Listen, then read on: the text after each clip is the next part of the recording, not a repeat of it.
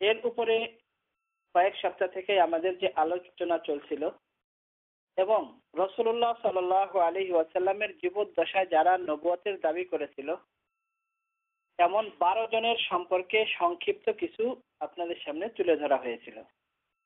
এরপর 13 নম্বর যার সম্পর্কে আলোচনা চলছিল, যে নিজেকে নবী বলে দাবি করেছে, কাদিয়ানী। সে প্রথম যে দাবি করেছিল যে আমি মুজাদ্দিদ, যে আমি এই যুগের মুজাদ্দিদ। হাদিসের মধ্যে আছে রাসূলুল্লাহ সাল্লাল্লাহু আলাইহি ওয়াসাল্লাম ইরশাদ করেছেন, ফি রাসি কুল্লি মিআতি সানাতিন, প্রতি 100 বছর পর পর আল্লাহ তাআলা একজন মুজাদ্দিদকে এই দুনিয়াতে পাঠান, মাইয়ুজাদ্দিদু দীনা, যে মুজাদ্দিদ এসে এই 100 বছরের মধ্যে দিনের মধ্যে যে সমস্ত ধর্মের মধ্যে কম বেশি এবং অতিরঞ্জিত শিরিক বিদআত যা কিছু উম্মতের মধ্যে ঘটে থাকে সেগুলোকে পরিষ্কার করার জন্য এবং পরিশুদ্ধ দিন মুসলমানের সামনে পেশ করার জন্য প্রতি 100 বছর পর পর আল্লাহ তাআলা একজন মুজাদ্দিদ প্রেরণ করেন। এই হাদিস অনুযায়ী বিভিন্ন যুগে উলামায়ে কেরাম এর উপর কিতাব লিখেছেন। সর্বপ্রথম রাহমাতুল্লাহ আলাইহিকে প্রথম মুজাদ্দিদ হিসেবে ধরা হয়। এরপর যুগে যুগে প্রতি 100 বছর পর কে মুজাদ্দিদ এ ব্যাপারে উলামায়ে কেরাম বিভিন্ন সময় বিভিন্ন মতামত ব্যক্ত করেছেন। হাফেজ সুয়ুতী রাহমাতুল্লাহ আলাইহি এর উপরে কিতাব লিখেছেন এবং হযরত ওমর বিন আব্দুল আজিজ রাহমাতুল্লাহ আলাইহির যুগ থেকে নিয়ে হাফেজ সুয়ুতী রাহমাতুল্লাহ আলাইহির যুগ পর্যন্ত কারা কারা মুজাদ্দিদ সেই হিসেবে, যাই হোক, সর্বপ্রথম সে দাবি করেছে যে আমি একজন মুজাদ্দিদ। তারপর আস্তে আস্তে সে দাবি করেছে যে আমি ইমাম মাহদী। তারপর সে দাবি করেছে যে আমি ঈসা আলাইহিস সালাতু ওয়াস সালাম। যেহেতু মুসলমানদের সর্বসম্মতিক্রমে এটা আমাদের আকীদা যে হযরত ঈসা আলাইহিস সালাতু ওয়াস সালাম কিয়ামতের পূর্বে আবার এই দুনিয়াতে আসবেন এবং রাসূলুল্লাহ সাল্লাল্লাহু আলাইহি ওয়াসাল্লামের শরীয়তের উপরে দুনিয়াতে আমল করবেন এবং বিয়ে করবেন। বিয়ের পরে আবার কতদিন বাঁচবেন, তারপরে কবে মারা যাবেন, এ ব্যাপারে বিস্তারিত উল্লেখ আছে। তারপর সে দাবি করেছে যে আমি ঈসা আলাইহিস সালাম। তার কারণ এর দ্বারা সে বোঝাতে চেয়েছে যে আমি ঈসা, আমি আবার আসমান থেকে নাজিল হয়েছি। যাই হোক, এরপর আস্তে আস্তে আস্তে আস্তে সে আরো বিভিন্ন দাবি করতে থাকে, করতে করতে করতে করতে শেষ পর্যন্ত সে আল্লাহ পর্যন্ত দাবি করেছে যে আমি আল্লাহর ছেলে এবং আল্লাহ আমাকে বলছে যে তুমি এমন করো, আমি বিশ্বাস করেছি হ্যাঁ আমি আল্লাহ। যাই হোক, কিন্তু মির্জা গোলাম আহমদ কাদিয়ানী যতদিন পর্যন্ত জীবিত ততদিন পর্যন্ত সে বিভিন্নভাবে মানুষকে বিভ্রান্ত করার চেষ্টা করেছে। যেমন সে কবরস্থান, যেমন জান্নাতুল বাকি মদিনা মুনাওয়ারাতে, তো জান্নাতুল বাকির যে মর্যাদা হুজুর সাল্লাল্লাহু আলাইহি ওয়াসাল্লাম হাদিসে ইরশাদ করেছেন, বলেছেন যে জান্নাতুল বাকি যদি কেউ মদিনাতে মারা যায় তাহলে আমি তার জন্য সুপারিশ করব। জান্নাতুল বাকিতে যদি কাউকে দাফন করা হয় আমি তার জন্য সুপারিশ করব। এই ধরনের বিভিন্ন হাদিস। তো মির্জা গোলাম আহমদ কাদিয়ানী যতদিন জীবিত ছিল ততদিন সে ওখানে একটা জান্নাতি কবরস্থান হিসাবে একটা কবরস্থানও বানিয়েছিল এবং সে তার যারা অনুসারী তাদেরকে সে সাহাবা বলে আখ্যায়িত করেছে এবং তার মধ্যে যারা বড় বড় তার অনুসারী ছিল তাদেরকে হযরত আবু বকর রাদিয়াল্লাহু তাআলা আনহুর স্তরে, কাউকে হযরত ওমর রাদিয়াল্লাহু তাআলা আনহুর স্তরে রেখেছে এবং সে তার অনুসারী সবাইকে আদেশ করেছে যে তার স্ত্রীকে যেন উম্মুল মুমিনিন বলা হয়। যেমন কোরআনে কারিমে আল্লাহ তাআলা রাসূলুল্লাহ সাল্লাল্লাহু আলাইহি ওয়াসাল্লামের স্ত্রীগণের সম্পর্কে আল্লাহ তাআলা উল্লেখ করেছেন যে রাসূলুল্লাহ সাল্লাল্লাহু আলাইহি ওয়াসাল্লামের সমস্ত স্ত্রীগণ তোমাদের মা। এই জন্য রাসূলুল্লাহ সাল্লাল্লাহু আলাইহি ওয়াসাল্লামের স্ত্রী কিয়ামত পর্যন্ত আর কারোর সাথে বিয়ে জায়েজ নাই, যেহেতু সমস্ত মুমিনদের মা, আর মায়ের সাথে বিয়ে জায়েজ নেই। আল্লাহ তাআলা কোরআনে কারিমে হারাম ঘোষণা করেছেন। মির্জা গোলাম আহমদ কাদিয়ানী বলেছে যেরকম কোরআনে কারিমে বলা হয়েছে এটা আসলে আমার জন্য বলা হয়েছে, আমার স্ত্রী তোমাদের জন্য উম্মুল মুমিনিন। উম্মুল মুমিনিন তার যারা অনুসারী তারা খলিফা, এরকম বিভিন্ন রকমের মন্তব্য করেছে। মন্তব্য করার পরে যখন সে মারা গেছে, মারা যাওয়ার পরে তার অনুসারী যারা রয়ে গেছে তাদের মধ্যেও একজনের নবুয়তের দাবি করেছিল। যাই হোক, আস্তে আস্তে সেও যখন মারা গেছে, তো কাদিয়ানীর অনুসারী যারা তারা চিন্তা করলো যে এখন যদি বলি যে আমাদের নবী ছিল আর নবী মারা গেছে, তাহলে মানুষের কাছে আমরা এটা কি করতে পারবো না, বুঝাতে পারবো না মানুষকে, মানুষ মানবে না। এই জন্য তারা আবার আল্লাহ থেকে ফিরে, সমস্ত নবীদের থেকে ফিরে আসতে আসতে আসতে আসতে শেষ পর্যন্ত ইমাম মাহদি এবং মাসিহে মাউউদ অর্থাৎ ঈসা আলাইহিস সালাতু ওয়াস সালাম যে আবার দুনিয়াতে ফিরে আসবেন, এই দুটাকে একত্রিত করে ফেলে যে আমাদের মির্জা গোলাম আহমদ কাদিয়ানী সেই ইমাম মাহদি এবং সেই হলো ঈসা আলাইহিস সালাম। এখন এটা যদি বলতে যায় যে ঈসা আলাইহিস সালাম সে এবং ইমাম মাহদি সে, তখন আরেকটা বিষয় চলে আসে। ওই বিষয়টা হলো যে হযরত ঈসা আলাইহিস সালাতু ওয়াস সালাম তো কিয়ামতের পূর্বে আসবেন, তো কিয়ামতের যে সমস্ত আলামত এগুলো কি সব জাহির হয়ে গেছে? হযরত ঈসা আলাইহিস সালাতু ওয়াস সালাম যখন দুনিয়াতে আসবেন, তখন দুনিয়ার যে পরিস্থিতি হবে, দাজ্জালের সাথে যুদ্ধ হবে, এই সমস্ত জিনিস কি হয়ে গেছে? এখন এই সমস্ত জিনিস প্রমাণ করার জন্য তাদের আরো অনেক কিছু আশ্রয় নিতে হয়েছে। তখন তারা বলা শুরু করেছে যে হযরত ঈসা আলাইহিস সালাম দুনিয়াতে আবার এসেছিলেন, আসার পরে তিনি মারাও গেছেন। যেহেতু মির্জা গোলাম আহমদ কাদিয়ানী মারা গেছে, এই জন্য তাদের এটা বলতে হয় যে ইমাম মাহদি দুনিয়াতে এসেছিলেন, তিনিও মারা গেছেন, আর মির্জা গোলাম আহমদ কাদিয়ানী এবং ইমাম মাহদি যেহেতু একই ব্যক্তি, সেই জন্য তিনি মারা গেছেন। এখন তারা তাদের এই শেষ আকীদার উপরে অটল আছে। যাই হোক, আমাদের আলোচনা ছিল রাসূলুল্লাহ সাল্লাল্লাহু আলাইহি ওয়াসাল্লামের সম্পর্কে, যে রাসূলুল্লাহ সাল্লাল্লাহু আলাইহি ওয়াসাল্লাম যে সর্বশেষ নবী। রাসূলুল্লাহ সাল্লাল্লাহু আলাইহি ওয়াসাল্লামের পরে আর কিয়ামত পর্যন্ত কোনো নবী আসবে না। এজন্য আমরা যদি একটু আম্বিয়ায়ে কেরামের জীবনী এবং আম্বিয়ায়ে কেরামের ইতিহাসের দিকে তাকাই, আল্লাহ তাআলা হযরত আদম আলাইহিস সালাতু ওয়াস সালামকে সর্বপ্রথম মানুষ এবং সর্বপ্রথম নবী হিসেবে দুনিয়াতে পাঠান। হযরত আদম আলাইহিস সালাতু ওয়াস সালাম থেকে শুরু করে হযরত ঈসা আলাইহিস সালাতু ওয়াস সালাম পর্যন্ত যত আম্বিয়ায়ে কেরাম দুনিয়াতে এসেছেন,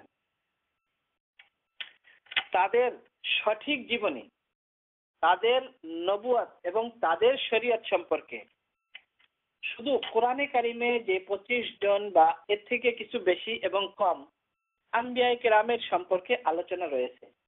এছাড়া আমরা সঠিক ইতিহাস যদি তালাশ করতে যাই, যেটাকে মুফাসসিরিনের ভাষায় বলা হয় ইসরাইলিয়াত, অর্থাৎ বনি ইসরায়েলের যে সমস্ত উক্তি আম্বিয়ায়ে কেরামের সম্পর্কে এবং তাও সংরক্ষিত নয়, যেমন কিছু তাওরাতের ভিতরে, ইনজিলের ভিতরে যা কিছু বর্ণনা করা হয়েছে আম্বিয়ায়ে কেরামের সম্পর্কে, তাও সংরক্ষিত নেই। যেমন গতকাল আমাদের মুফতি নোমান সাহেব এ ব্যাপারে বিস্তারিত বলেছেন যে ইনজিল যেটা বলা হয় যে তাদের উপরে যে বাইবেল, যেটাকে ইনজিল হযরত ঈসা আলাইহিস সালাতু ওয়াস সালামের উপর অবতীর্ণ হয়েছে, তার কোনো কিছুই সংরক্ষিত নেই বলতে গেলে। এখন বিভিন্ন সময় যখন প্রিন্ট করে তখন বিভিন্ন রকমের উক্তি এবং বিভিন্ন রকমের পরিবর্তন তার মধ্যে পাওয়া যায়। তো যেহেতু আদম আলাইহিস সালাতু ওয়াস সালাম থেকে নিয়ে হযরত ঈসা আলাইহিস সালাতু ওয়াস সালাম পর্যন্ত আম্বিয়ায়ে কেরামের জীবনী, আম্বিয়ায়ে কেরামের ইতিহাস সঠিকভাবে তালাশ করলে যতটুকু কোরআনে কারিমে পাওয়া যায়, এছাড়া আর সঠিক কোনো ইতিহাস পাওয়া যায় না। এর উদ্দেশ্য হলো এই যে আল্লাহ তাআলার ইচ্ছা, আল্লাহ তাআলার উদ্দেশ্য যে নবুয়তের ধারা যেমন আদম আলাইহিস সালাতু ওয়াস সালাম থেকে শুরু করেছেন, রাসূলুল্লাহ সাল্লাল্লাহু আলাইহি ওয়াসাল্লামের দ্বারা নবুয়তের পরিসমাপ্তি ঘটাবেন এবং রাসূলুল্লাহ সাল্লাল্লাহু আলাইহি ওয়াসাল্লামের যে শরীয়ত, এই শরীয়ত কিয়ামত পর্যন্ত সমস্ত মানুষের জন্য আদর্শ এবং সমস্ত মানুষের জন্য পালন করা জরুরি। এটাই বোঝানোর জন্য আল্লাহ তাআলা নিজে দায়িত্ব নিয়েছেন, ইন্না নাহনু নাযালনা যিকরা ওয়া ইন্না লাহু লাহাফিজুন। এই কোরআনে কারীমকে, এই জিকিরকে আমি অবতীর্ণ করেছি এবং আমি এর সংরক্ষণ করি। যার কারণে কোরআনে কারীমের মধ্যে শুরু থেকে নিয়ে এই পর্যন্ত যখন থেকে নাজিল হয়েছে আজ পর্যন্ত কোন রকমের পরিবর্তন তার মধ্যে নেই। হযরত আদম আলাইহিস সালাতু ওয়াস সালাম সম্পর্কে যদি আমরা বিস্তারিত তালাশ করি, যতটুকু রাসূলুল্লাহ সাল্লাল্লাহু আলাইহি ওয়াসাল্লাম বর্ণনা করেছেন অথবা কোরআনে কারিমে আছে, এর থেকে বেশি আর পাওয়া যায় না। ঠিক এরকম ইব্রাহিম আলাইহিস সালাম, নূহ আলাইহিস সালাম সমস্ত নবীদের বর্ণনাও রাসূলুল্লাহ সাল্লাল্লাহু আলাইহি ওয়াসাল্লাম বর্ণনা করেছেন। আর রাসূলুল্লাহ সাল্লাল্লাহু আলাইহি ওয়াসাল্লামের জীবনী এই পর্যন্ত, রাসূলুল্লাহ সাল্লাল্লাহু আলাইহি ওয়াসাল্লামের যুগ থেকে নিয়ে এই পর্যন্ত কত মানুষ লিখেছে, কত দিক নিয়ে লিখেছে এবং কত ভাবে কত বিষয়ের উপরে লেখা হয়েছে তার কোনো সংখ্যাও আমরা তালাশ করে পাবো।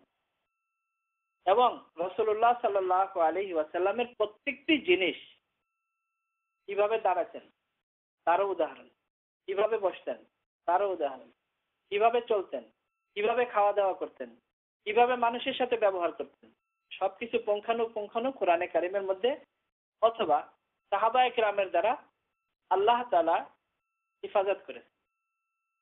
যেহেতু রাসূলুল্লাহ সাল্লাল্লাহু আলাইহি ওয়াসাল্লামকে আল্লাহ তাআলা চান যে কিয়ামত পর্যন্ত রাসূলুল্লাহ সাল্লাল্লাহু আলাইহি ওয়াসাল্লামকে সর্বশেষ নবী হিসেবে কিয়ামত পর্যন্ত বাকি রাখবেন, এর মধ্যে আর কোনো নবী আসবে না। এই কারণেই আল্লাহ তাআলা সবকিছু এমন ভাবে হেফাজত করে রেখেছেন। যেমন রাসূলুল্লাহ সাল্লাল্লাহু আলাইহি ওয়াসাল্লামের জীবনের এক একটা দিক যদি তালাশ করা হয় তাহলে সাহাবায়ে কেরামের দ্বারা সবকিছু পাওয়া যাবে। কিন্তু অন্যান্য নবীদেরও সাহাবা ছিলেন, কিন্তু ওই সাহাবাদের নামও আমরা জানি। আর রাসূলুল্লাহ সাল্লাল্লাহু আলাইহি ওয়াসাল্লামের সাহাবায়ে কেরাম যারা ছিলেন তাদের জীবনেও উলামায়ে কেরাম এমন ভাবে সংরক্ষণ করে রেখেছেন যে শুধু রাসূল নয়, সাহাবায়ে কেরামের জীবনেও আল্লাহ তাআলা এমন ভাবে উলামায়ে কেরামের মাধ্যমে এমন ভাবে সংরক্ষণ করে রেখেছেন যে তাদের জীবনী দেখলেই বোঝা যায় যে রাসূলুল্লাহ সাল্লাল্লাহু আলাইহি ওয়াসাল্লামের জীবন কেমন ছিল। এবং সাহাবায়ে কেরামের অন্তরে রাসূলুল্লাহ সাল্লাল্লাহু আলাইহি ওয়াসাল্লামের এমন ভালোবাসা দিয়েছে যে যার ইতিহাস দুনিয়ার সৃষ্টি থেকে শুরু করে আজ পর্যন্ত তালাশ করলে আর কোথাও পাওয়া যাবে না। রাসূলুল্লাহ সাল্লাল্লাহু আলাইহি ওয়াসাল্লামের সুন্নাত এক একটা আমল সাহাবায়ে কেরাম এমন ভাবে পালন করতেন যে ইতিহাসে তার কোনো নজির নাই। এর উদ্দেশ্য হলো এটাই যে রাসূলুল্লাহ সাল্লাল্লাহু আলাইহি ওয়াসাল্লাম সর্বশেষ নবী, তারপরে আর কোনো রকমের নবীর আবির্ভাব হবে না, এটাই উদ্দেশ্য। উদাহরণ হিসেবে বলা যায় যে যদি কোনো জায়গায় কোনো একটা বড় অনুষ্ঠান করা হয় আর ওই অনুষ্ঠানের যে প্রধান অতিথি থাকেন বা বিশেষ অতিথি থাকেন তিনি যখন চলে আসেন ওই মাহফিলে এবং ওই জলসায় যখন চলে আসেন, তার আগমনের অর্থ কি যে আজকের এই জলসা শেষ, এরপরে আর এরকম জলসা হবে না। যেহেতু 1 মাস থেকে আমরা এর প্রস্তুতি নিয়েছি, অনেক কিছু তৈরি করেছি, এত কিছু করেছি, আজকে আমাদের সেই অতিথি এসে গেছেন। তো সেই অতিথি যখন দুনিয়াতে এসে গেছেন, আসার পরে আর ওই জলসার এরপরে আর জলসার কোনো প্রয়োজন। রাসূলুল্লাহ সাল্লাল্লাহু আলাইহি ওয়াসাল্লাম ওই অতিথি যার ঘোষণা রাসূলুল্লাহ সাল্লাল্লাহু আলাইহি ওয়াসাল্লাম নিজেই দিয়েছেন যে আনা নবিয়্যুন, আমি তখন নবী, ওয়া আদমু বাইনাল মাই ওয়াত তিন, যে হযরত আদম আলাইহিস সালাতু ওয়াস সালামকে তখন বানানো হয় নাই। আদম আলাইহিস সালাম তখন পানি এবং মাটির মধ্যে, অর্থাৎ এখনো মাটি ছাড়লে তারপরে তো বানাবে। যেমন হাদিসের মধ্যে আছে যে আল্লাহ তাআলা আদম আলাইহিস সালাতু ওয়াস সালামকে নিজের কুদরতের দ্বারা সৃষ্টি করেছেন, মাটি এবং পানির দ্বারা। রাসূলুল্লাহ সাল্লাল্লাহু আলাইহি ওয়াসাল্লাম বলেন যে আমি তখনও নবী যে যখন হযরত আদম আলাইহিস সালাতু ওয়াস সালাম মাটি এবং পানির মধ্যে, অর্থাৎ এখনো পর্যন্ত তার সৃষ্টি হয় নাই। রাসূলুল্লাহ সাল্লাল্লাহু আলাইহি ওয়াসাল্লাম ইরশাদ করেছেন আউয়ালু মা খালাকাল্লাহু নূরি, সর্বপ্রথম আল্লাহ তাআলা আমার নূরকে সৃষ্টি করেছেন। তো দুনিয়া সৃষ্টি করার উদ্দেশ্য রাসূলুল্লাহ সাল্লাল্লাহু আলাইহি ওয়াসাল্লাম। তো যখন দুনিয়া সৃষ্টি করার উদ্দেশ্য রাসূলুল্লাহ সাল্লাল্লাহু আলাইহি ওয়াসাল্লাম, আর রাসূলুল্লাহ সাল্লাল্লাহু আলাইহি ওয়াসাল্লাম যখন দুনিয়াতে এসে গেছেন, এরপরে আর কি কোনো নবীর প্রয়োজন আছে? মানুষ ফসল করে, চাষাবাদ করে, জমি এত মেহনত করে, এত কিছু করে কি জন্য? ফসলের জন্য। কিন্তু যখন ফসল হয়ে যায়, ফসল পেকে যায়, তখন আর কাজ কি থাকে? ফসল কাটার পরে আর জমিনে কি থাকে? তো রাসূলুল্লাহ সাল্লাল্লাহু আলাইহি ওয়াসাল্লাম দুনিয়ার সৃষ্টির উদ্দেশ্য। তো যেহেতু রাসূলুল্লাহ সাল্লাল্লাহু আলাইহি ওয়াসাল্লামের আগমন হয়ে গেছে, হওয়ার পরে আর দুনিয়াতে অন্য কিছুর প্রয়োজন নেই। যারাই দুনিয়াতে কিয়ামত পর্যন্ত বাঁচবে, রাসূলুল্লাহ সাল্লাল্লাহু আলাইহি ওয়াসাল্লামের উম্মত হিসেবেই কিয়ামত পর্যন্ত থাকতে হবে। এছাড়া আর কোনো পথ নেই। এটা তো আমি একটা কথা বললাম, আপনি বলবেন এর দলিল, প্রুফ কি?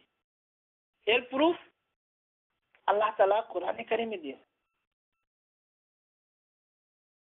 হযরত ঈসা আলাইহিস সালাতু ওয়াস সালামের জীবনে যদি আমরা দেখি, হযরত ঈসা আলাইহিস সালাতু ওয়াস সালামকে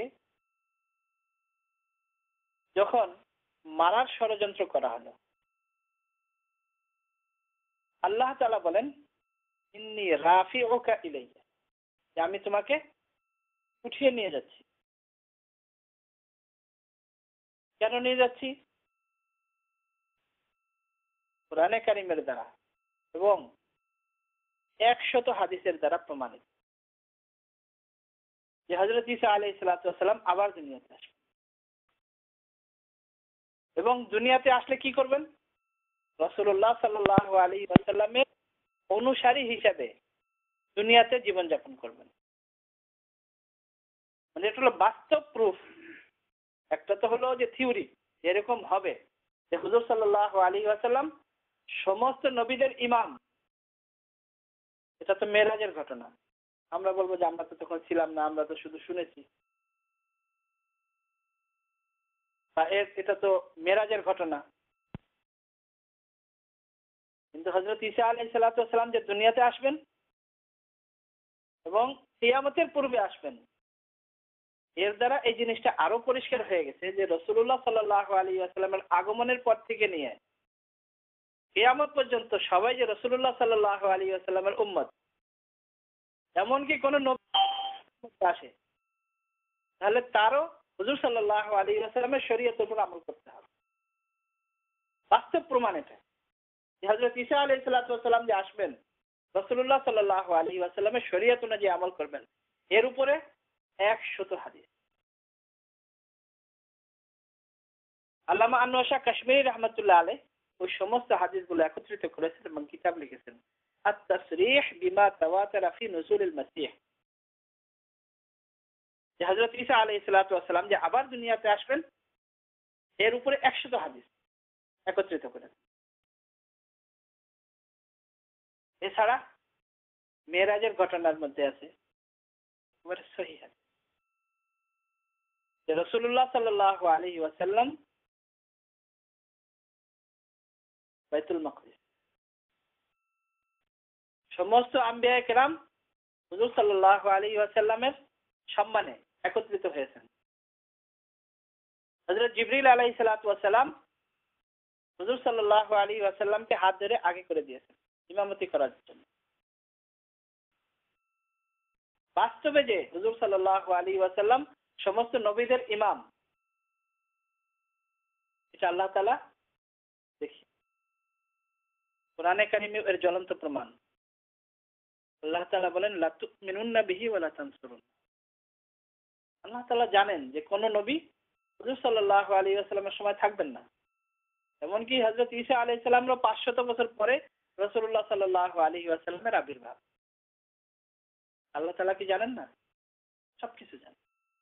তারপরেও আল্লাহ তাআলা সমস্ত নবীদের থেকে অঙ্গীকার নিয়েছেন, ওয়াদা নিয়েছেন যে যদি তোমাদের সময় ওই নবী থাকে, লা তুমিনুন্না বিহি, ওই নবীর উপরে তোমাদের ঈমান আনতে হবে। শুধু জনগণ না, সাধারণ মানুষ নয়, আম্বিয়ায়ে কেরামকে বলা হয়েছে যে লা তুমিনুন্না বিহি, আপনারাও তার উপর ঈমান আনবেন। ওয়ালা তানসুরুন্না, শুধু ঈমান আনলেই যথেষ্ট নয়, তার সাহায্য করতে হবে, সহযোগিতাও করতে হবে। আর এটার বাস্তব প্রমাণ হযরত ঈসা আলাইহিস সালাম আবার দুনিয়াতে আসবেন। হুজুর সাল্লাল্লাহু আলাইহি ওয়াসাল্লামের শরীয়তের উপরে আমল করবেন। এর আগে আপনাদেরকে বলা হয়েছে হযরত ওমর রাদিয়াল্লাহু তাআলা আনহুর হাদিস, মিশকাত শরীফে আছে। হুজুর সাল্লাল্লাহু আলাইহি ওয়াসাল্লাম বসা, সাহাবায়ে কেরামও বসা।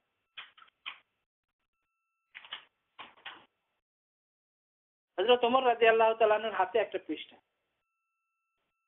খুব খেয়াল করে পড়তে। হুজুর সাল্লাল্লাহু আলাইহি ওয়াসাল্লাম দেখে খুব রাগান্বিত হয়েছে। এত বেশি হুজুর সাল্লাল্লাহু আলাইহি ওয়াসাল্লামের চেহারা লাল হয়ে। হযরত আবু বকর রাদিয়াল্লাহু তাআলা আনহু বলেন, ওমর তুমি খেয়াল করো না হুজুর কি, হুজুরের অবস্থা দেখো না? হযরত ওমর রাদিয়াল্লাহু তাআলা আনহু যখন খেয়াল করেছেন, ইয়া রাসূলুল্লাহ, এটা তাওরাতের একটা পৃষ্ঠা, আমি দেখছিলাম যে এর মধ্যে কিছু আছে। রাসূলুল্লাহ সাল্লাল্লাহু আলাইহি ওয়াসাল্লাম বলেন, লাউ কানা মুসা হাইয়ান, যদি হযরত মুসা আলাইহিস সালাতু ওয়াস সালামও জীবিত থাকতেন, লামা ওয়াসিয়াহু, তার জন্য আর কোনো পথ খোলা নেই, ইল্লা ইত্তিবাই, আমার ইত্তিবা ছাড়া আর কোনো পথ খোলা নেই। এর উপরে যদি কেউ নিজেকে দাবি করে যে আমি নবী, স্বতন্ত্র নবী, কেউ যদি দাবি করে যে আমি ছায়া নবী, কেউ যদি দাবি করে যে আমি রাসূলুল্লাহ সাল্লাল্লাহু আলাইহি ওয়াসাল্লামের প্রতিনবী, তাহলে তাকে কাফের বলা হবে। এবং এ ব্যাপারে কারো কোনো দ্বিমত নেই। এর আগে যে 12 জন যাদের আলোচনা করা হয়েছিল, যারা নবুয়তের দাবি করেছিল, হুজুর সাল্লাল্লাহু আলাইহি ওয়াসাল্লামের জীবদ্দশায় 3 জন এবং পরবর্তীতে আরো 9 জনের ব্যাপারে বলা হয়েছে যে তাদেরকে হুজুর সাল্লাল্লাহু আলাইহি ওয়াসাল্লাম এবং পরবর্তীতে সাহাবায়ে কেরাম এবং তাবেঈন, তাবেঈন এবং ওই সময় যারা বাদশা ছিলেন তারা তাদেরকে হত্যা করেছেন। এবং হুজুর সাল্লাল্লাহু আলাইহি ওয়াসাল্লামের জীবদ্দশায় যারা দাবি করেছিল তাদেরকে হুজুর সাল্লাল্লাহু আলাইহি ওয়াসাল্লাম হত্যা করার আদেশ দিয়েছেন। এর মধ্যে কারো কোনো দ্বিমত। কেউ যদি নবুয়তের দাবি করে আর যদি কেউ তার প্রুফ চায়, তাহলে সেও কাফের। এটা এমন একটা বিশ্বাস হুজুর সাল্লাল্লাহু আলাইহি ওয়াসাল্লামের উপরে। তো যেহেতু সর্বশেষ কাদিয়ানীর পরে তার অনুসারী যারা, তারা এখনো এই দুইটা দাবির উপরে অটল আছে। একটা হলো যে তিনি মসিহ অর্থাৎ ঈসা আলাইহিস সালাম এবং তিনি ইমাম মাহদী, এটা হলো তাদের দাবি। এই ব্যাপারে আমরা গত সপ্তাহে যে আলোচনা করেছিলাম যে হযরত ঈসা আলাইহিস সালামের সাথে এবং মির্জা গোলাম মোহাম্মদ কাদিয়ানীর সাথে কোনো রকমের কোনো সামঞ্জস্য নাই, কোনো রকমের তুলনা হতেই পারে না। হযরত ঈসা আলাইহিস সালামের মায়ের সাথে মির্জা গোলাম মোহাম্মদ কাদিয়ানীর মায়ের সাথে কোনো তুলনা হতে পারে না। মির্জা গোলাম হযরত ঈসা আলাইহিস সালামের নানা, হযরত ঈসা আলাইহিস সালামের মামা, তাদের সাথে মির্জা গোলাম মোহাম্মদ কাদিয়ানীর মামা এবং তাদের যারা, তাদের কারো কোনো নানির সাথে কোনো রকমের কোনো সামঞ্জস্য নেই। এবং হযরত ঈসা আলাইহিস সালামের খালু হযরত জাকারিয়া আলাইহিস সালাম, কিন্তু মির্জা গোলাম মোহাম্মদ কাদিয়ানীর খালু, যদি সে বলে যে সে ঈসা আলাইহিস সালাম, তার খালুকেও তো নবী হতে হবে, জাকারিয়া আলাইহিস সালাম। কিন্তু মির্জা গোলাম মোহাম্মদ কাদিয়ানীর এরকম কেউ নাই এবং হতে পারে না। এর উপরে আমাদের এর আগে 33 প্রুফ আমরা পেশ করেছি যে মির্জা গোলাম মোহাম্মদ কাদিয়ানীর সাথে হযরত ঈসা আলাইহিস সালামের সাথে কোনো রকমের কোনো মিল নাই। হযরত ঈসা আলাইহিস সালামের ব্যাপারে কোরআনে কারিমে যে সমস্ত আলোচনা, বিভিন্ন হাদিসে যে সমস্ত আলোচনা, 43টি প্রুফ আমরা এর আগে পেশ করেছি। এরপরে আজকে আমাদের আলোচনা হলো যে হযরত ঈসা আলাইহিস সালাম দেখতে কেমন ছিলেন। হযরত ঈসা আলাইহিস সালাম দেখতে মধ্যম ধরনের ছিলেন, অনেক বেশি লম্বাও ছিলেন না, একেবারে শর্টও ছিলেন না, মধ্যম ধরনের।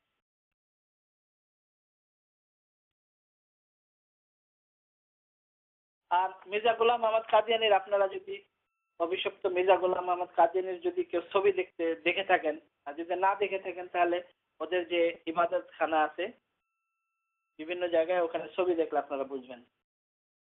যে হযরত ঈসা আলাইহিস সালাতু ওয়াস সালামের সাথে একেবারেই তার কোনো মিল নেই।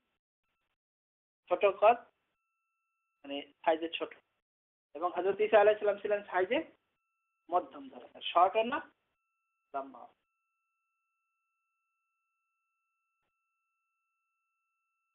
হযরত ঈসা আলাইহিস সালাতু ওয়াস সালাম ছিলেন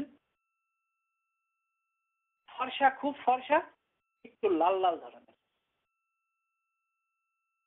অনেকগুলো হাদিসের দ্বারা ইমাম আবু দাউদ রাহমাতুল্লাহ আলাইহি, ইবনে আবি শাইবা এবং ইবনে হাব্বান এবং ইবনে হাজার আসকালানী রাহমাতুল্লাহ আলাইহি ফাথুল বারির মধ্যে হযরত ঈসা আলাইহিস সালাম সম্পর্কে লিখেছেন, হাদিসগুলো বর্ণনা করেছেন যে দেখতে ফর্সা কিন্তু একটু লাল লাল ধরনের ছিলেন, মানে খুবই সুন্দর।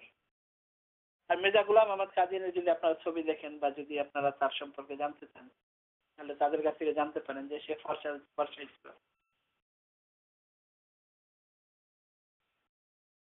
হযরত ঈসা আলাইহিস সালাতু ওয়াস সালামের চুল ছিল লম্বা, এই পর্যন্ত চুল ছিল, তার পর্যন্ত। আর মির্জা গোলাম আহমদ কাদিয়ানীর চুল লম্বা ছিল না, যদি আপনারা তার ছবি দেখেন লম্বা ছিল।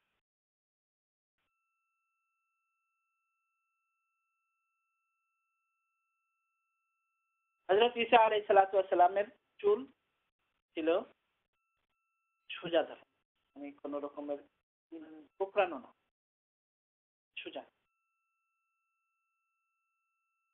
দেখতে হযরত ঈসা আলাইহিস সালাতু ওয়াস সালাম ছিলেন হযরত উরওয়া ইবনে মাসউদ রাদিয়াল্লাহু তাআলা আনহু। হুজুর সাল্লাল্লাহু আলাইহি ওয়াসাল্লাম বলেছেন যে যেহেতু হুজুর সাল্লাল্লাহু আলাইহি ওয়াসাল্লাম তো মেরাজে সব নবীদেরকে দেখেছেন, হুজুর সাল্লাল্লাহু আলাইহি ওয়াসাল্লাম বলেছেন যে হযরত ঈসা আলাইহিস সালাতু ওয়াস সালাম দেখতে তোমাদের এই যে সাথী উরওয়ার মতো, উরওয়া ইবনে মাসউদ রাদিয়াল্লাহু তাআলা আনহু। মুসলিম শরীফ এবং মুসনাদে আহমদ এবং ইমাম হাকিম রাহমাতুল্লাহ আলাইহি বর্ণনা করেন।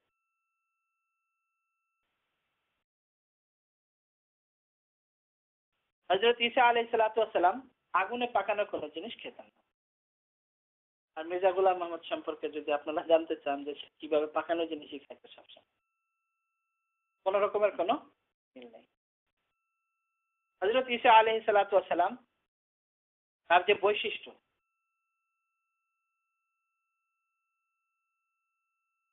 আল্লাহ তাআলা কোরআনে কারিমে বর্ণনা করেছেন, ওয়া উহিল মাউতা, যে আমি আল্লাহ তাআলার কুদরতে, আল্লাহ তাআলার আদেশে মৃত ব্যক্তিকে আমি জিন্দা করি। হযরত ঈসা আলাইহিস সালাম মৃত ব্যক্তিকে যদি বলতেন ডাক দিতেন, তাহলে জিন্দা হয়ে যেত। মির্জা গোলাম আহমদ কাদিয়ানী জীবনে কোনো মৃত ব্যক্তিকে জিন্দা করেছে? বরং সারা জীবন মরা পর্যন্ত সে মানুষের জন্য শুধু, যেহেতু সবাই তাকে কাফের বলতো, এই জন্য বড় বড় আলেম ওলামা যারা তাদের নাম নিয়ে শুধু তাদের জন্য বদদুয়া করতো এবং লানত করতো। মির্জা গোলাম আহমদ, হযরত ঈসা আলাইহিস সালাম তো মৃত ব্যক্তিকে আল্লাহর কুদরতে জীবিত করতেন, আর মির্জা গোলাম আহমদ কাদিয়ানী মানুষকে মারার জন্য চেষ্টা করতেন। যদিও তার ওই বদদুয়া লাগে নাই, যাদের ব্যাপারে সে ভবিষ্যৎবাণী দিয়েছিল, বদদুয়া করেছে, এটা উল্টাটাই হয়েছে। হযরত মাওলানা সানাউল্লাহ আমলাছড়ি রাহমাতুল্লাহ আলাইহির সাথে তার একবার হয়েছে, মুনাজারা হয়েছে। মির্জা গোলাম আহমদ কাদিয়ানী বলেছে যে যদি আমি সত্য নবী হই, তাহলে তুমি আমার আগে মারা যাবে। যদিও গায়েব জানেন না, কিন্তু আল্লাহওয়ালা, আল্লাহর উপর ইয়াকিন ছিল। হযরত মাওলানা সানাউল্লাহ আমলাছড়ি রাহমাতুল্লাহ আলাইহি বলছেন যে তুই আমার আগে মারা যাবে, আমি আল্লাহর উপর ভরসা করে বলতেছি, তোর ভবিষ্যৎবাণী মিথ্যা হবে। তাই হয়েছে। মির্জা গোলাম আহমদ কাদিয়ানী মারা যাওয়ার অনেক বছর পর্যন্ত হযরত মাওলানা সানাউল্লাহ আমলাছড়ি রাহমাতুল্লাহ আলাইহি জিন্দা ছিলেন। একজন আলিম, উনি তার গায়েব জানে না এবং ওনার এই বিশ্বাসও নাই যে আমি গায়েব জানি, কিন্তু আল্লাহর উপর ইয়াকিন করে বলছে যে আমি আল্লাহর উপর বিশ্বাস করে বলতেছি তুই আমার আগে মারা যাবে এবং তার ভবিষ্যৎবাণী মিথ্যা হবে। এর দ্বারা আপনারা বুঝতে পারেন যদি কেউ নবী হয়, নবীর ভবিষ্যৎবাণী কি মিথ্যা হতে পারে? তার ভবিষ্যৎবাণী এভাবে মিথ্যা হয়। আমরা সামনে যখন তার আকীদা বর্ণনা করব, মির্জা গোলাম আহমদ কাদিয়ানীর আকীদা কি ছিল, ওখানে এটাও আসবে যে তার যে সমস্ত ভবিষ্যৎবাণী মিথ্যা হয়েছে, অনেকগুলো ভবিষ্যৎবাণী সে করেছে, প্রত্যেকটা মিথ্যা হয়েছে। সে বলেছে তার চাচাতো বোন সম্পর্কে, মুহাম্মাদি বেগম তার নাম ছিল, তার উপরে সে আশেক ছিল। একজন নবী, তার উপরে চাচাতো বোনের উপরে আশেক। এখন নবী তো, সে তো দাবি করে আমি নবী, এখন কিভাবে প্রকাশ করবে যে আমি ওকে বিয়ে করতে চাই বা কিছু? লজ্জারও ব্যাপার আছে। এই জন্য সে একদিন ঘোষণা দিচ্ছে যে আসমানে আল্লাহ তাআলা মুহাম্মদী বেগমের সাথে আমার বিয়ে করে দিচ্ছে। এই ঘটনা যখন শুনতে পাচ্ছে তার চাচা মির্জা গোলাম মোহাম্মদ কাদিয়ানীর চাচা যখন শুনছে যে মির্জা গোলাম মোহাম্মদ কাদিয়ানী এরকম বলছে, তো সাথে সাথে সে বলছে যে আমি যতদিন জীবিত আছি আমার মেয়েকে তোর সাথে আমি বিয়ে দেব। এবং সে বিয়ে দেয় নাই, শেষ পর্যন্ত তার বিয়ে হয়নি। আর মির্জা গোলাম মোহাম্মদ কাদিয়ানী দাবি করেছে যে আসমান আল্লাহ তাআলা আমার বিয়ে পড়ায়। স্বয়ং মির্জা গোলাম মোহাম্মদ কাদিয়ানীর ছেলে মির্জা গোলাম মোহাম্মদ কাদিয়ানীকে নবী মানে নাই। তার প্রথম ঘরে যে ছেলে ছিল, 2 ছেলে মানে নাই। তাদের জন্য সে বদয়া করে, নিজের ছেলের জন্য। যাই হোক, এটা আমরা পরবর্তীতে যখন আসবো তখন আমরা একটা একটা করে ভবিষ্যৎবাণী করব। হযরত ঈসা আলাইহিস সালাতু ওয়াস সালামের বৈশিষ্ট্য ছিল আল্লাহ তাআলার পক্ষ থেকে বলেন উবরিউল আকমাহা ওয়াল আবরাসা। সূরা আল ইমরানের ভিতরে আছে হযরত ঈসা আলাইহিস সালাতু ওয়াস সালাম বলেন যে আমি আকমাহা ওয়াল আবরাস, যে আমি যারা শ্বেতরোগ, বরস যেটাকে বলা হয় শ্বেতরোগ, এভাবে হাত দিতেন সাথে সাথে ভালো হয়ে যেত। কুষ্ঠরোগী হযরত ঈসা আলাইহিস সালাতু ওয়াস সালাম হাত দিতেন সাথে সাথে ভালো হয়ে যেত আল্লাহ তাআলার কুদরতে, এবং বলতেন বিইজনিল্লাহ, আল্লাহর হুকুমে, আমার কোনো এর ভিতরে নাই। এরপরে মির্জা গোলাম মোহাম্মদ কাদিয়ানীর কাছে জিজ্ঞেস করেন যে জীবনে কোনোদিন সে কাউকে ভালো করছে তো দূরের কথা, মরা পর্যন্ত এমন ব্যাধিতে সে আক্রান্ত ছিল, শেষ পর্যন্ত ডায়রিয়া হয়ে পায়খানার মধ্যে মারা গেছে। এবং সারা জীবন তার বিভিন্ন রোগে জর্জরিত ছিল।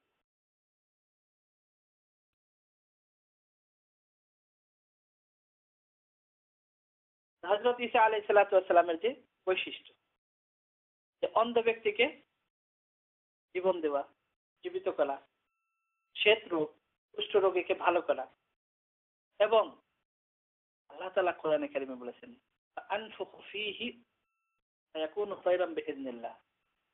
মাটি দিয়ে এইভাবে বানায়, পাখির মতো বানায় ফু দিলে সাথে সাথে উড়ন্ত পাখি হয়ে যায়। আল্লাহ বিইজনিল্লাহ বলেন যে আল্লাহ তাআলার হুকুমে। মির্জা গোলাম আহমদ কাদিয়ানীর ইতিহাস দেখেন, আপনি জন্মের থেকে মৃত্যু পর্যন্ত এমন কোন ঘটনা ঘটেছে কিনা।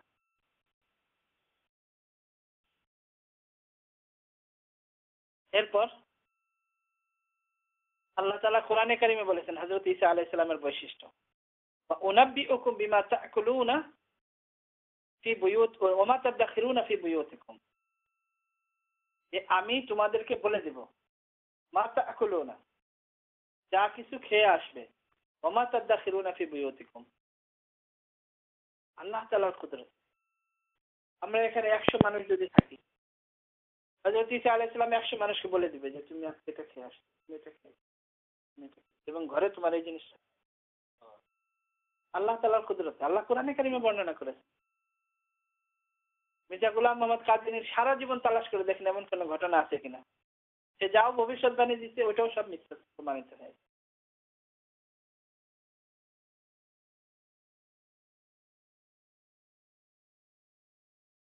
এরপরে আল্লাহ তাআলা বলেছেন ওয়া মাকারু ওয়া মাকারাল্লাহ আল্লাহু খায়রুল মাকিরিন, যে ইহুদি যারা তারা বিভিন্ন ভাবে চক্রান্ত করেছে হযরত ঈসা আলাইহিস সালাতু ওয়াস সালামকে মারার জন্য। আল্লাহ তাআলাও বিভিন্ন কৌশল, আল্লাহ তাআলার সাথে কেউ কিছু করতে পারবে না। আল্লাহ তাআলা তাকে, আল্লাহ তাআলা বলেন ইন্নী মুতাওয়াফফিকা ওয়া রাফিউকা ইলাইয়া,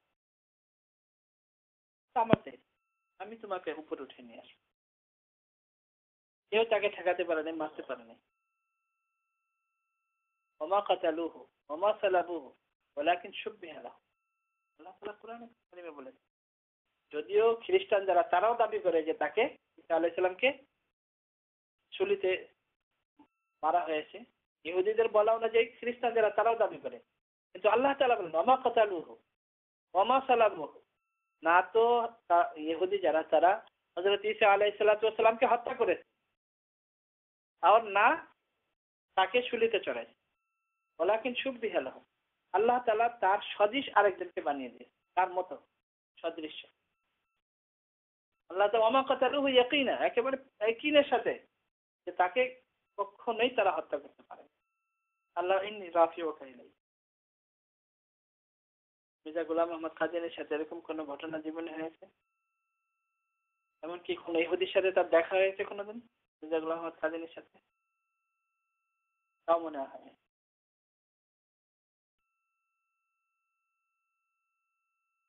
এরপর মুসলিম শরীফ এবং আবু দাউদ শরীফের হাদিসে আছে যে হযরত ঈসা আলাইহিস সালাতু ওয়াস সালাম যখন নামবেন তখন দুটা কাপড় পরা থাকবে, হলুদ রঙের দুটা কাপড় পরা। হাদিসের মধ্যে উল্লেখ আছে হলুদ রঙের দুটা কাপড় পরা। এবং হযরত ঈসা আলাইহিস সালাতু ওয়াস সালামের মাথায় একটা লম্বা টুপি থাকবে। হাদিসের মধ্যে আছে যে লম্বা একটা টুপি পরিহিত থাকবে এবং হলুদ রঙের দুটা কাপড় পরা থাকবে। এবং হাদিসের মধ্যে আছে হযরত ঈসা আলাইহিস সালাতু ওয়াস সালাম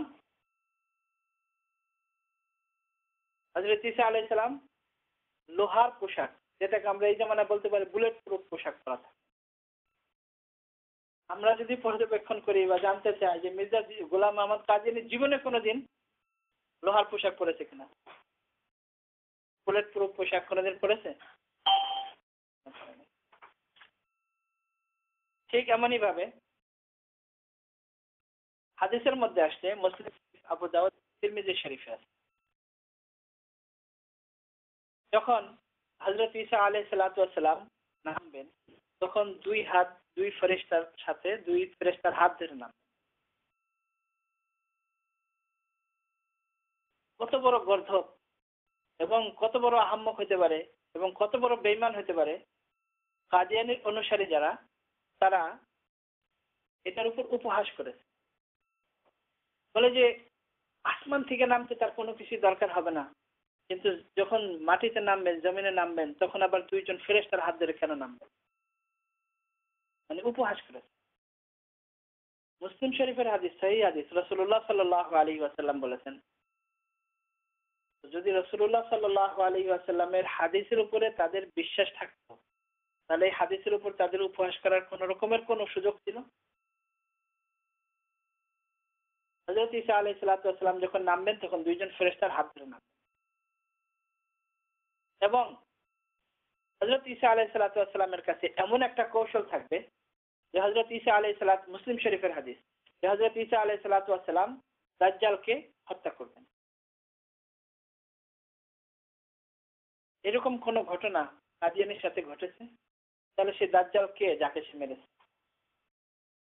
জীবনে কাউকে সে মেরেছে এমন কোন ঘটনা হয় নাই।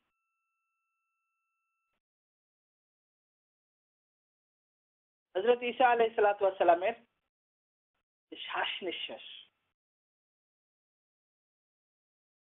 এমন হবে, এমন তেজ হবে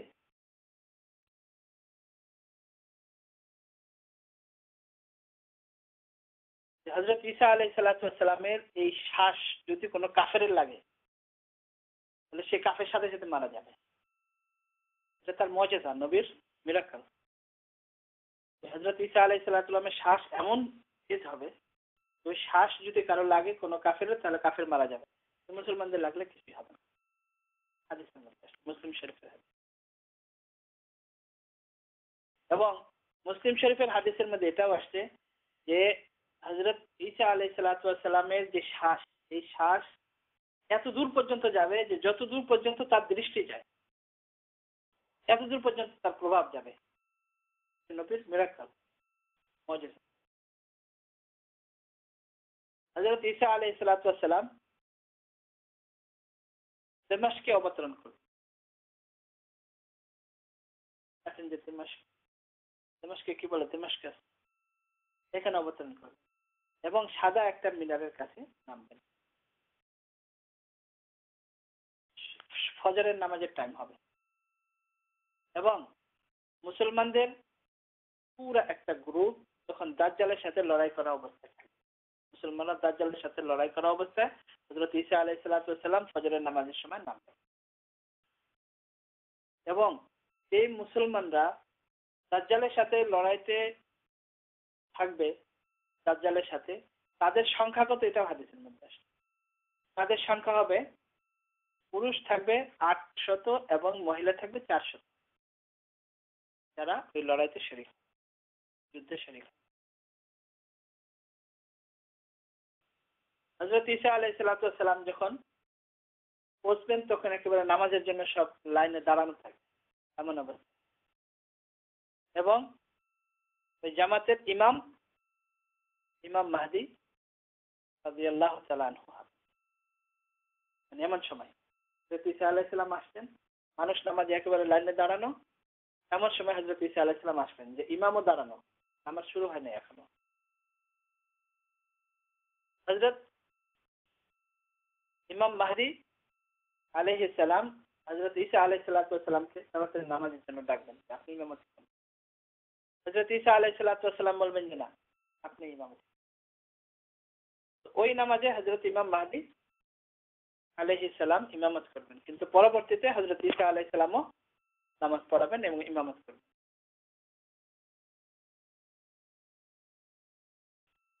এমন ক্লিয়ার ভাবে যে হযরত ইমাম মাহদী আলাইহিস সালাম যখন ঈসা আলাইহিস সালামকে ডাকবেন এবং পিছনের দিকে যেতে থাকবেন, হযরত ঈসা আলাইহিস সালাম হযরত ইমাম মাহদী আলাইহিস সালামের পিঠে হাত দিয়ে আবার আগে বাড়া দিবেন, যে আপনি নামাজ পড়াবেন।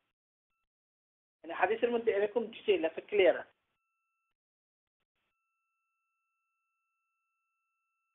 হযরত ঈসা আলাইহিস সালাম 40 বছর পর্যন্ত দুনিয়াতে জীবিত থাকবেন। আসার পরে 40 বছর পর্যন্ত জীবিত থাকবেন। হযরত ঈসা আলাইহিস সালাম আসার পরে বিয়ে করবেন। এখন আমরা সবাই জানি হযরত ঈসা আলাইহিস সালাম বিয়ে করেন নাই। তো দুনিয়াতে যখন আবার আসবেন 40 বছর জীবিত থাকবেন এবং আসার পরে দুনিয়াতে বিয়ে করবেন।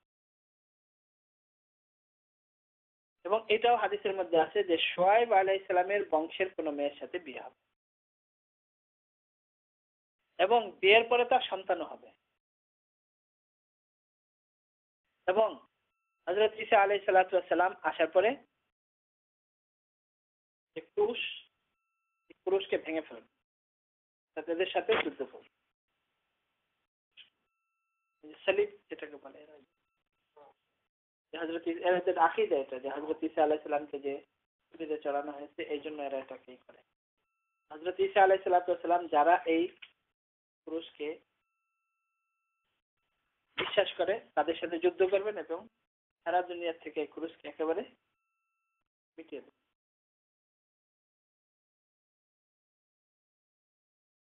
এবং দুনিয়াতে যত আছে কি বলে শুয়ার, সারা দুনিয়া থেকে সমস্ত শুয়ারকে মেরে ফেলবেন এবং মারার অর্ডার।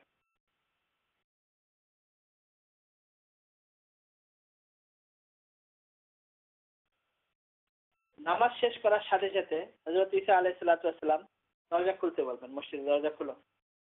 দরজা খোলার সাথে সাথে সেখানে দাজ্জাল দাঁড়ানো থাকবে।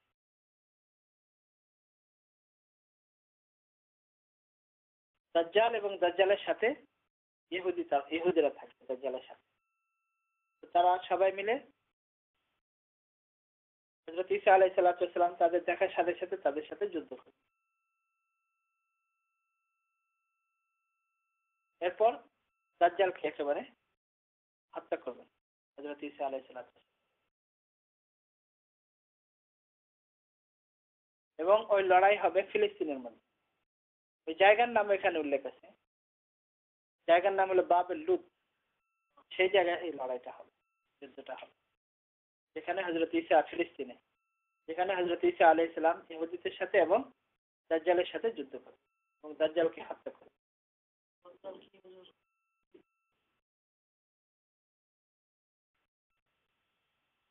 এরপর সমস্ত দুনিয়াতে মানুষ সব মুসলমান হবে।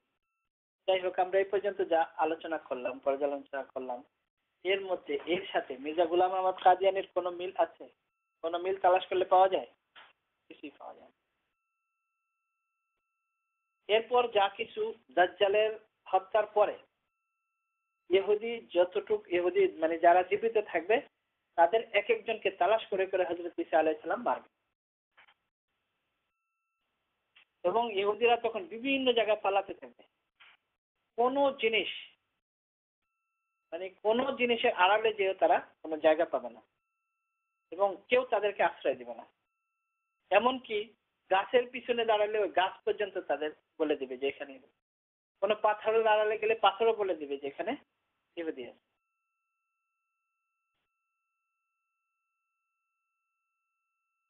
ওই সময় ইসলাম ছাড়া সারা দুনিয়ার সমস্ত নীতি ধর্ম মত সবকিছু শেষ হয়ে যাবে, আর কোনো ধর্ম থাকবে না ইসলাম ছাড়া। এমন সময় কি হয়েছে যখন মির্জা গোলাম মোহাম্মদ কাদিয়ানী ছিল, এরকম কোন সময় যে যখন কোনো কাফের ছিল না সারা দুনিয়াতে, এবং ইহুদিদের সাথে মির্জা গোলাম মোহাম্মদ কাদিয়ানীর কোনদিন যুদ্ধ হয়েছে? কোন সময় এরকম হয়নি। তখন যেহেতু আর যুদ্ধ করার মতো কেউ থাকবে না, শুধু মুসলমান থাকবে, তখন বুখারী শরীফের হাদিস এবং মুসলিম শরীফেও আছে যে তখন হযরত ঈসা আলাইহিস সালাম ঘোষণা দিবেন যে এখন আর কোনো যুদ্ধ হবে না। যেহেতু যুদ্ধ কার সাথে করবে? সব মুসলমান। আর যেহেতু আর কোনো যুদ্ধ থাকবে না, এই জন্য হযরত ঈসা আলাইহিস সালাম ঘোষণা দিবেন যে এখন থেকে আর কোনো জিজিয়া, কোনো ট্যাক্স, কোনো কিছু কোনো মুসলমানদের উপর থেকে কোনো কিছু নেওয়া যাবে না, যেহেতু সবাই মুসলমান।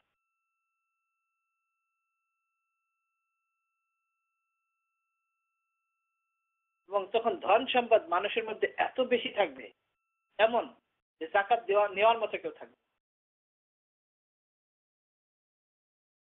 তখন হযরত ঈসা আলাইহিস সালাম ইমামত করবেন, ইমাম হিসেবে নামাজ পড়াবেন। এরপর হযরত ঈসা আলাইহিস সালাতু ওয়াস সালাম একটা জায়গার নাম হলো ফাজ্জুর রাওহা, এই জায়গায় যাবেন। এরপর হযরত ঈসা আলাইহিস সালাতু ওয়াস সালাম হজ এবং উমরা করবেন। কোন রিওয়ায়াত আছে হজ করবেন, কোন রিওয়ায়াত আছে উমরা করবেন, কোন রিওয়ায়াত আছে হজ এবং উমরা দুটোই করবেন। এরপর হুজুর সাল্লাল্লাহু আলাইহি ওয়াসাল্লামের রওজা আকসাসে যে হুজুর সাল্লাল্লাহু আলাইহি ওয়াসাল্লামের জিয়ারত করবেন। হুজুর সাল্লাল্লাহু আলাইহি ওয়াসাল্লাম হযরত ঈসা আলাইহিস সালাতু ওয়াস সালামের সালামের জবাব দিবেন।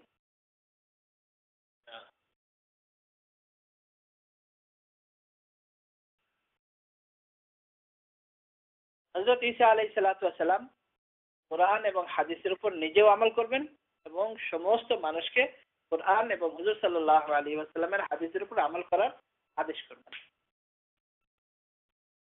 এবং দুনিয়াতে আল্লাহ তাআলা যত খাজানা রেখেছে দুনিয়ার উপরে, আল্লাহ তাআলা সবকিছুর মধ্যে বরকত দিয়ে দেবেন। দিনের হিসাবেও দুনিয়ার হিসাবেও আল্লাহ তাআলা বরকত দিয়ে দেবেন। মুসলিম শরীফের হাদিস, আরো অন্যান্য কিতাবে। তখন সবাই এমন ভাবে চলবে, সবাই যেহেতু মুসলমান, কারো মধ্যে কোনো রকমের হিংসা বিদ্বেষ হাসাদ কিনা কোনো কিছু থাকবে না, সব শেষ হয়ে যাবে। এবং আল্লাহ তাআলা এত বরকত দিবেন যে এক একটা আনার, এক একটা ডালিম এত বড় হবে যে পুরো এক জামাত, এক গ্রুপ একটা আনার শেষ করতে পারবে না। একটা উটের এত দুধ হবে যে পুরো একটা জামাত শেষ করতে পারবে, এত বরকত হবে।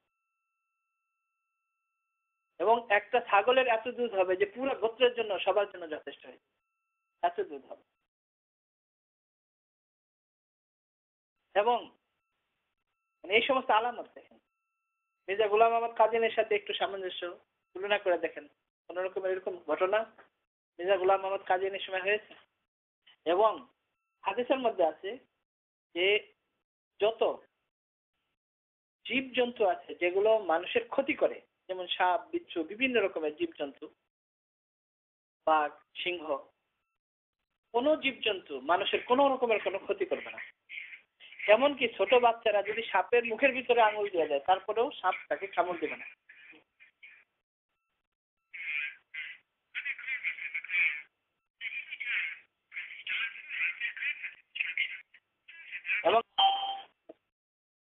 দাউদ এবং ইবনে মাজাহ শরীফের হাদিস যে কোনো মেয়ে যদি কোনো বাঘের বা সিংহের মুখের ভিতরে এইভাবে হাত দিয়ে তার মুখ যদি এভাবে খুলেও যায় তারপরে সে কামড় দিবে না, তাকে ধরবে না, কিছু করবে না। এবং ছাগল এবং শিয়াল, ছাগল এবং জীবজন্তু এক ঘাটে একসাথে পানি পান করে, কেউ কাউকে মারবে না, কেউ কারো কোনো ক্ষতি করবে না।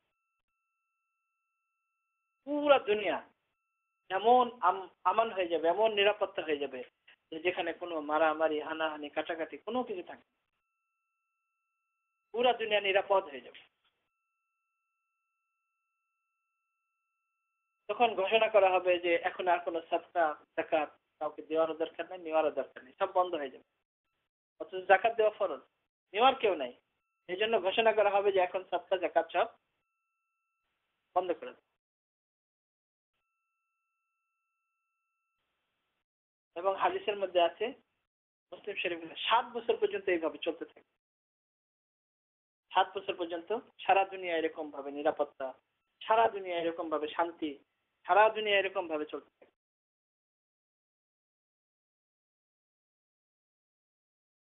এরপর আমাক অথবা দাবেক, দুটা নাম হাদিসের মধ্যে আসে, আমাক অথবা দাবেক। এই দুইটার কোনো একটা জায়গায় রোমের সৈন্য তারা ওখানে একত্রিত হবে ও তাদের সাথে যুদ্ধ করার জন্য। ওই রোমের সৈন্য যারা মুসলমানদের ক্ষতি করার জন্য আবার কি করবে, তাদের সাথে জিহাদ করার জন্য মদিনার থেকে একটা ব্যাটালিয়ন যাবে, একটা গ্রুপ যাবে যুদ্ধ করার জন্য। এবং এই যুদ্ধে যারা শরীক হবে, মদিনার থেকে যারা যাবে ওই রোমের ওই সৈন্যদের সাথে যুদ্ধ করার জন্য, ওই যুদ্ধের মধ্যে ওই ব্যাটালিয়নের মধ্যে গ্রুপের মধ্যে যারা থাকবে তারা হলো ওই যুগের সবচেয়ে উত্তম ব্যক্তি যারা, তারা ওই সময় তারা যাবে।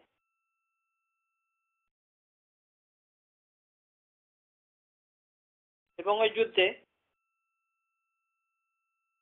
যারা যুদ্ধে শরীক হবে তাদের 3টা গ্রুপ হয়ে যাবে, মানে একই ব্যাটালিয়নের 3টা গ্রুপ হয়ে যাবে, ভাগ ভাগ হয়ে যাবে। 3 ভাগের 1 ভাগ তারা পরাজিত হবে, 1 ভাগ শহীদ হয়ে যাবে, আর পরে 1 ভাগ যারা থাকবে তারা তারা বিজয় অর্জন করবে। মানে একটা ব্যাটালিয়নের যারা মদিনার থেকে যাবে ওই সময়ের যারা সবচেয়ে উত্তম লোক যারা, তারা ওই গ্রুপের মধ্যে থাকবে। ওখানে যাওয়ার পরে যুদ্ধের 3টা গ্রুপ হয়ে যাবে। 3টা গ্রুপের মধ্যে, মুসলমানদের মধ্যে 3টা গ্রুপের মধ্যে এক গ্রুপ পরাজিত হবে, এক গ্রুপ শহীদ হয়ে যাবে, আর এক গ্রুপ বিজয়ী হবে। এরপরে কুস্তান্তনিয়া তারা স্বাধীন করবে।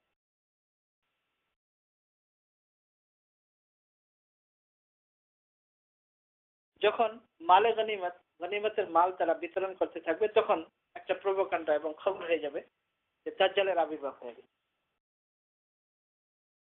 এরকম একটা মিথ্যা খবর মানুষ ছড়াবে। কিন্তু তখন আসবে না, যখন এরা সবাই শাম দেশে আবার ফিরে যাবে, যাওয়ার পরে তখন ওখানে যে দেখবে যে দাজ্জাল ওখানে, মানে ফিলিস্তিন। এবং একটু আগে যেমন বলা হলো যে ওখানেই হযরত ঈসা আলাইহিস সালামের সাথে যুদ্ধ হবে।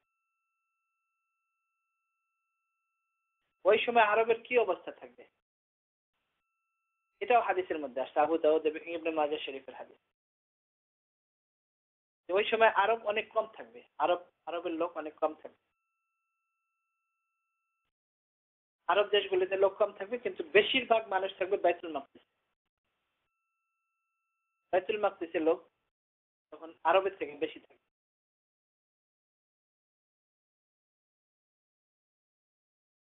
দাজ্জালের থেকে মানুষ বাঁচার চেষ্টা করবে। দাজ্জাল তো যাকে পাবে তাকেই মেরে ফেলবে, বলবে যে তুমি আমার উপর ঈমান আনো, জান্নাত দেখাবে, জাহান্নাম দেখাবে। মানুষ তো তার থেকে বাঁচার চেষ্টা করবে। তো মানুষ ওখান থেকে বেঁচে আফিক নামক একটা জায়গা, একটা ওইখানে মানুষ একত্রিত হবে।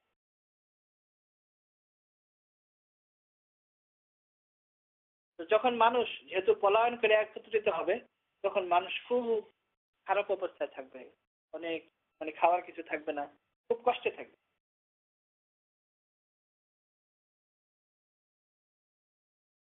তখন মানুষ খুব কষ্টে থাকবে, যে যা পাবে তাই খাবে, এমন অবস্থা হবে।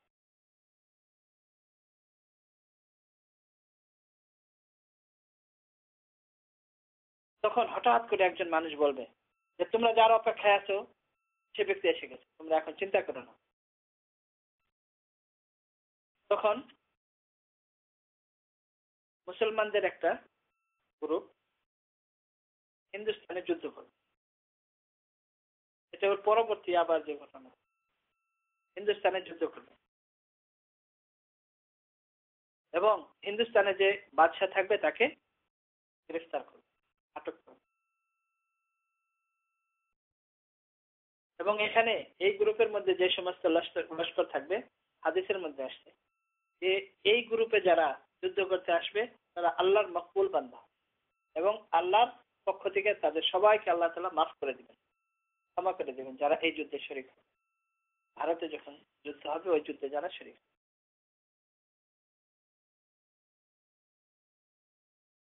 এরা যখন ভারতে যুদ্ধ করার পরে যখন ফিরে যাবে, তারা ফিরে যায় তখন হযরত ঈসা আলাইহিস সালামকে ওখানে পাবে, ফিলিস্তিনে পাবে। শাম বলতে যেটা হাদিসের পরিভাষায় এবং ইতিহাসে যে শাম বলা হয়, এখন যেটা শাম এই শাম না, ওই শাম হলো পুরো এলাকাটা, ফিলিস্তিন, ইসরায়েল, তারপরে জর্ডান, তারপরে শাম, এই সবগুলো মিলে হলো শাম। তখন হযরত ঈসা আলাইহিস সালামকে সেখানে যে এরা ফেরত যখন যাবে তখন পাবে। দাজ্জাল কোন সময় বের হবে? দাজ্জাল বের হবে হলো শাম অর্থাৎ ওই এরিয়াটা এবং ইরাক এর মাঝামাঝি জায়গায় দাজ্জাল বের হবে। এবং তার কপালের উপরে কাফের লেখা থাকবে। কাফের কিভাবে লেখা থাকবে এটাও হাদিসের মধ্যে আসে, শুধু কাফ, ফা আর র, এটা লেখা থাকবে। কাফের পুরা লেখা থাকবে না, কাফ, ফা, র, ভিন্ন ভিন্ন তিনটা এইভাবে লেখা থাকবে কপালের উপরে। তার বাম চোখ থাকবে না, শুধু ডান চোখ থাকবে।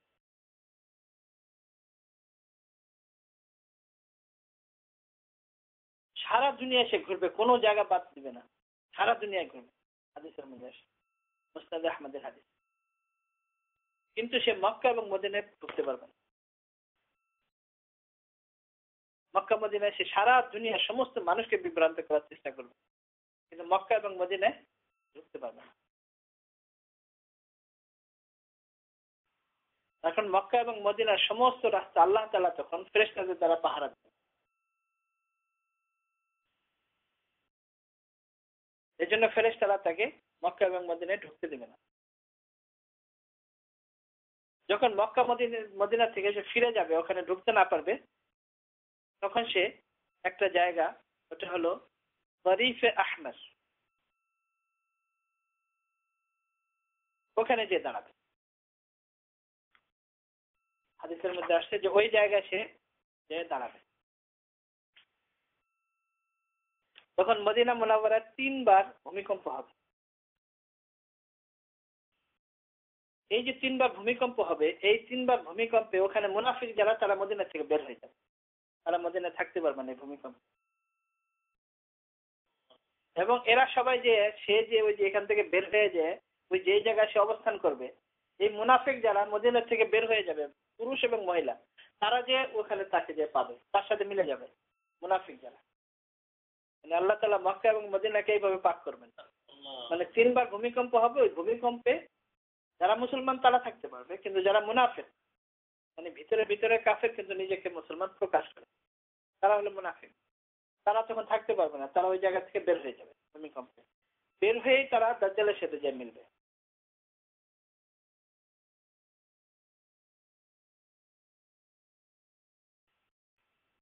জাহেরি ভাবে দেখতে গেলে দাজ্জালের হাতে জান্নাত এবং জাহান্নাম, সে যাকে ইচ্ছা জান্নাতে পাঠিয়ে দেবে, যাকে ইচ্ছা জাহান্নামে পাঠিয়ে দেবে।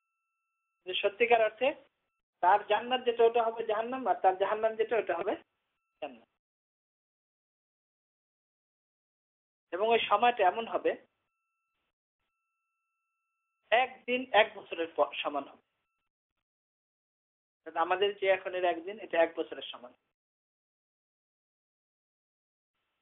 দ্বিতীয় দিন হবে 1 মাসের সমান। আর তৃতীয় দিন হবে 1 সপ্তাহের সমান। প্রথম দিন হবে 1 বছরের সমান, দ্বিতীয় দিন হবে 1 মাসের সমান, তৃতীয় দিন হবে 1 সপ্তাহের সমান। এরপরে যে কয়দিন থাকবে ওটা নর্মাল আমাদের যে সময় এই সময়ের মতো এরকমই থাকবে। সে একটা গাধার উপরে বসা থাকবে। ওই গাধার যে কান, ওই দুইটা কানের দূরত্ব থাকবে 40 হাত, এত বড় কান। তার সাথে শয়তান থাকবে, দাজ্জালের সাথে। যে শয়তান মানুষের সাথে সরাসরি কথা বলবে। দাজ্জালের গাধার উপর দাজ্জাল বসা থাকবে, ওই দুইটা 40 হাত লম্বা ওই গাধার দিকে দূরত্ব থাকবে কান, ওখানে শয়তান বসা থাকবে। তো শয়তান মানুষের সাথে সরাসরি কথা বলবে।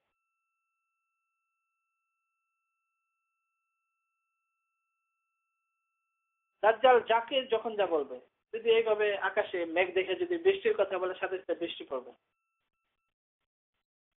যদি সে বলে যে এখন দুর্ভিক্ষ হবে, সাথে সাথে বলার সাথে সাথে দুর্ভিক্ষ শুরু হয়ে যাবে।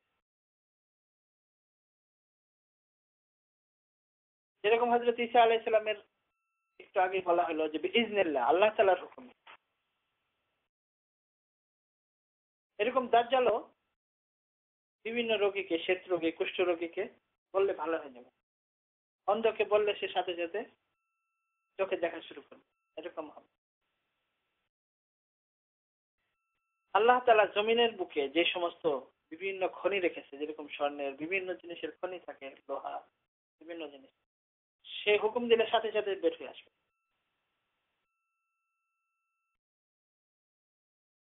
দাজ্জাল একটা যুবক ছেলেকে ডাকবে, এরপরে তাকে তলোয়ার দিয়ে 2 টুকরা করে ফেলবে।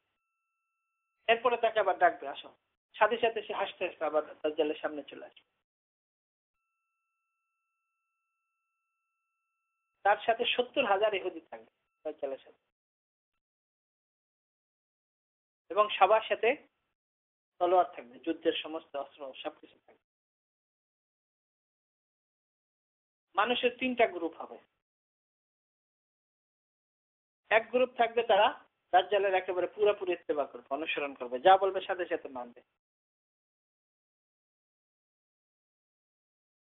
আর এক গ্রুপ, তারা ওইটার কোনো কিছু আসর হবে না, কিছুই হবে না, তারা নিজের চাষাবাদ করে খাবে, কোনো ওই করবে, ওটার ভিতরে তারা ব্যস্ত থাকবে।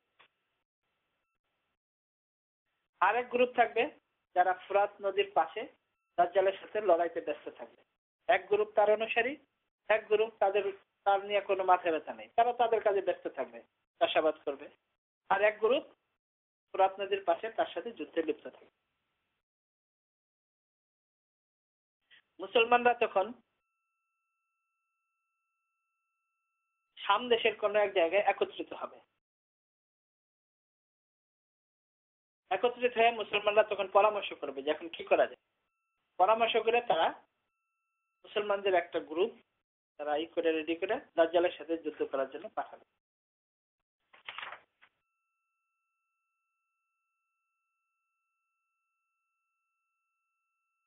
ওই যুদ্ধের মধ্যে এক ব্যক্তি এরকম থাকবে, হাদিসের মধ্যে আসছে হয়তো লাল অথবা সাদার মধ্যে একটু কালো, এই ধরনের একটা ঘোড়া, ওই ঘোড়ার উপরে চড়া থাকবে। এই যে সৈন্য যে আসবে মুসলমানদের, এরা সবাই শহীদ হয়ে যাবে, একজনও জীবিত থাকবে না, সবাই শহীদ হয়ে যাবে।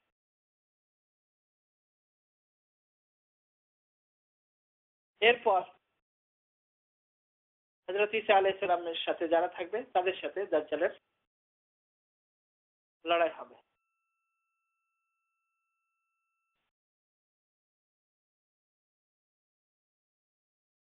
এবং দাজ্জাল যখন হযরত ঈসা আলাইহিস সালামকে দেখবে, এমন পেরেশান হয়ে যাবে এবং এমন ভাবে মেল্ট হয়ে যাবে যেরকম লবণ পানির মধ্যে দিলে যেরকম মেল্ট হয়ে যায়, এরকম মানে তার সমস্ত দাপট শেষ হয়ে যাবে। হযরত ঈসা আলাইহিস সালামকে দেখার সাথে সাথে এরকম অবস্থা হয়ে যাবে। তখন সমস্ত ইহুদিরা পরাজিত হয়ে যাবে, যারা দাজ্জালের সাথে মিলে মুসলমানদের সাথে যুদ্ধ করবে। এরপর দাজ্জালের সমস্ত ঘটনা যখন শেষ হয়ে যাবে, ইহুদিরা সব শেষ হয়ে যাবে, তখন ইয়াজুজ মাজুজ শুরু হবে। ইনশাআল্লাহ ইয়াজুজ মাজুজের ব্যাপারে তারপরে ঈসা আলাইহিস সালামের একেবারে দুনিয়া থেকে বিদায় পর্যন্ত আমরা বর্ণনা করব। এরপরে যে আমাদের দ্বিতীয় পর্ব থাকবে, যে জিনিসটা যেহেতু মির্জা গোলাম আহমদ কাদিয়ানীর দাবি যে আমি নিজেই ঈসা আলাইহিস সালাম এবং নিজেই আমি ইমাম মাহদী, ইমাম মাহদী আলাইহিস সালাতু ওয়াস সালাম সম্পর্কেও আমরা তার আবির্ভাব থেকে নিয়ে মৃত্যু পর্যন্ত আমরা কিছু আলোচনা করব। এরপর যেহেতু সম্পৃক্ত এর সাথে কিয়ামতের আলামত, এদের দুইজনের ইমাম মাহদী আলাইহিস সালাম এবং হযরত ঈসা আলাইহিস সালামের আবির্ভাবের সময় এবং এর আগে কিয়ামতের যে সমস্ত আলামত থাকবে, যেহেতু এগুলোর কোনোটাই মির্জা গোলাম আহমদ কাদিয়ানীর সাথে কোনো রকমের কোনো সামঞ্জস্য রাখে না, ইনশাআল্লাহ আমরা কিয়ামতের আলামত যেগুলো বড় বড় এগুলোর উপরেও কিছু আলোচনা করব। আল্লাহ তাআলা আমাদের সবাইকে সমস্ত ভ্রষ্টতার থেকে বাঁচার তৌফিক দান করেন এবং আল্লাহ তাআলার সঠিক দিন, যেই দিন রাসূল সাল্লাল্লাহু আলাইহি ওয়াসাল্লামের মাধ্যমে সমস্ত সাহাবায়ে কেরাম, তাবেঈন, তাবে তাবেঈন এবং এই পর্যন্ত যারা উলামায়ে হক তারা যেইভাবে আমাদের কাছে পৌঁছে দিয়েছেন, তাদের কথা অনুযায়ী, তাদের লেখা অনুযায়ী, বলা অনুযায়ী আল্লাহ তাআলা আমাদেরকে দুনিয়াতে জীবন যাপন করার তৌফিক দান করেন। ওয়া আখিরু দাওয়ানা আলহামদুলিল্লাহি রাব্বিল আলামিন।